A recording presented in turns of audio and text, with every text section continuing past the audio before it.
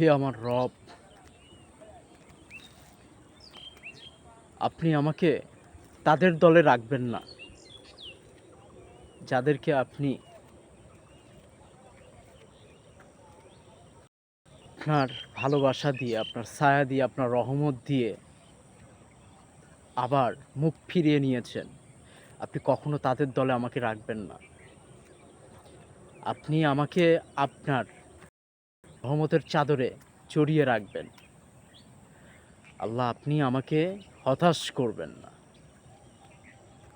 আপনার উত্তম পরিকল্পনাই আমার জন্য শেষ আশার আলো, রহমতের ছায়া। আপনি মহান রব্বুল আলামিন। সুবহানাল্লাহ।